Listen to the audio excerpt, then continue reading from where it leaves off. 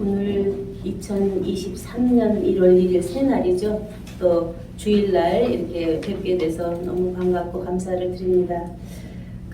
우리가 새해 새롭게 다짐하는 새날, 이제 우리가 어떻게 새라고 하는 언어를 이제 헬라어로 보면 네오스예요. 네오스라는 건 전혀 없었던, 전혀 새로운, 그러면 이전에 없던 것인데 새로운 것이다. 그러면 거기에는 새 싹도 있고 또 그 안에서 새로운, 전혀 존재하지 않았던 새로운 존재. 근데 그 안에 감추인 뜻은 바로 지금 곧 이때예요. 그러면 새라고 하는 것이 전에 계속 왔던 그 유전되어 온 것이나 창조되어서 지금까지 온 것이나 이 모든 것이 딱 끝나고 전혀 새로운 새날인데, 이것이 지금이라는 거예요. 지금 우리들의 각자의 생각이고 각자의 모든 거에서 의식이고 새롭게 내가 정하는 이제 그러한 면의 새인데, 새 포도주를 낡은 가죽 부대에 넣지 아니하리니, 마태복음 9장 17절입니다. 그렇게 하면 부대가 터져 포도주도 쏟아지고 부대도 버리게 됨이라. 새 포도주는 새 부대에 넣어야 둘이 다 보존되느니라 해서, 아무리 좋은 새 포도주를 낡은 것, 예전에 왔던 것에 담으면 그것이 터지게 되고 소멸되게 되고 모든 것이 회파되어져 버리죠. 이러한 속에서 우리는 새 포도주에 대한 개념이 새로운 새 말씀이에요. 지금 여기서 선포되고 있는 말씀은 기존에 왔던 말씀이 아니라 하나님, 아버지, 하나님 자체가 창조해서 창조물 안에 천지인을 창조하시고 사람 안에 생기와 생명을 불어넣어서 생혼이 되게 한, 생기를 불어넣어서 그러한 사람, 그 사람과 아담이 쭉 이게 구약시대 이제 예수님 오시기까지 왔고, 예수님이 후 아담으로 오셔서 앞에는 산영이 되었는데 예수님은 살려주는 영이 돼서 전혀 새로운 새 생명이죠. 그 자체가 아버지 품속에 있는 독생하신 하나님, 그 새 생명 가운데 행하는 삶이 예수 그리스도는 다 이루어서 단번에 십자가에 도말해서 육과 혼과 모든 것을 끝내고 아버지께 드림으로 해서 십자가 도도 이루고 11조로 드리는 11조 도도 이루어서 보좌의, 영광의 보좌에 오름으로 십선아도까지 완성을 하셨죠. 그래서 거기서 바로 보혜사 진리의 성령을 보내주심으로 해서 이제 기독교가 2000년 넘게 지금까지 오고 있는데, 그 보혜사 진리의 성령이 계속 안에서 우리를 진리 가운데로 인도해 왔고 모든 것을 생각나게 했고, 들은 말씀을 그런가 하면은 보혜사 성령이 나를 증거한다고 했는데 너희도 처음부터 나와 함께 있었으므로 증거한다고 하는 그러한 모든 일체가 이제 다 마지막이 되고 새로운 새날은 재림이죠. 내가 오늘날 속히 오리라 해서 속히 온 하나님 자체, 아버지 자체, 아들 자체가, 성령 자체가 우리 안에, 내 안에 낳는 그 자체가 바로 재림인데, 그것이 재림의 새 역사로 새롭게 되는 것을 새 생명, 새 생활로 이렇게 보여집니다. 그런 속에 우리는 낡은 가죽 부대에 넣는다고 하는 것이 자기 마음에, 자기 정신에, 자기 이성에 기록한다는 거예요. 그러니까 정신적인 활동인데 그 이전에 있던 것을 계속 자기 안에서 되뇌일 때 그것이 바로 다 소멸되고 타지는 것이고, 이제 새로운 새 생각을 우리 안에서 새롭게 하는 것을 우리가 이제 계시록에서 보면은 보라, 내가 만물을 새롭게 하노라 해서 이전 것은 떠나갔고 이제 새로운 것을 새롭게 창조하는, 그러면서 새 창조 새 부활 새 자중의 이제가 되는 이제 그러한 말씀으로 오고 있습니다. 그래서 앞에서 보였던 우리는 히브리서를 보면,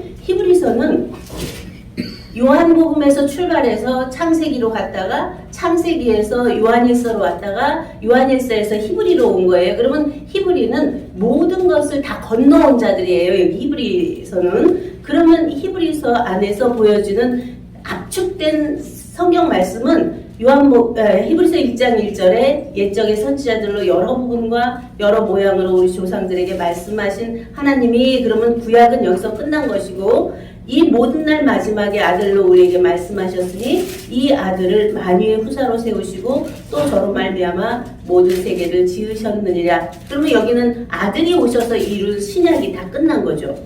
이는 하나님의 영광의 광채시요 그 본체의 형상이시요 그의 능력의 말씀으로 만물을 붙드시며 죄를 정결케 하는 일을 하시고 높은 곳에 계신 위엄의 우편에 앉으셨느라 해서 영광의 보좌에 오른 것까지 딱 끝나서 구약, 신약, 영약이 모두 끝나고 5절에 가서 하나님께서 어느 때 천사 중 누구에게 내가 내 아들이라 오늘날 내가 너를 낳았다 하셨으며 또다시 나는 그에게 아버지가 되고 그는 내게 아들이 되리라 해서 생명의 생약의 시대가 됐는데 우리가 지금까지 이제 어떤 교회를 가든 어떤 곳을 종교 세계를 가보면 계속 지난 것을 답습하고 있지 새로운 새 시대의 새 말씀이 안 나오는 거예요. 그것을 분별할 수 있는 분별의 영이 있어야 되는데 그것마저도 분별을 못하고 다시 그리스도의 도의 초보를 답습하는 그러한 삶이 될 때 우리는 정말 그 안에서 어찌 그 자체를 그리스도의 도의 초보를 버리고 완전한 데 나아가라고 하는 그 완전에 대한 그 개념을 알 수 있게 할 수 있을까 하는 면에서 우리들 각자 자신에게도 그리스도의 도의 초보가 무엇인지를 바로 알아야 되겠죠. 6장 1절 그러므로 우리가 그리스도 도의 초보를 버리고 죽은 행실을 회개함과 하나님께 대한 신앙과 세례들과 안수와 죽은 자의 부활과 영원한 심판에 관한 교훈의 터를 다시 닦지 말고 완전한 데 나아갈지어다 해서 이 완전한 것이 너희 아버지의 온전하심처럼 너희도 온전하라고 하는 하나님 자체 생명의 온전함으로 우리가 낳는 것인데 그것을 등한히 여기고 계속 나타난 것들에 잡혀가고 그것에 쏠려갈 때 온전하게 이루고자 한 창세전에 하나님 안에서 예정 섭리 작정 선택했던 하나님의 뜻, 아버지의 뜻, 아들의 뜻, 우리 각자의 뜻을 이룰 수 없는 그러한 실정에 이제로 된다고 하는 것을 봅니다. 그래서 오늘 멜기세덱의 반차는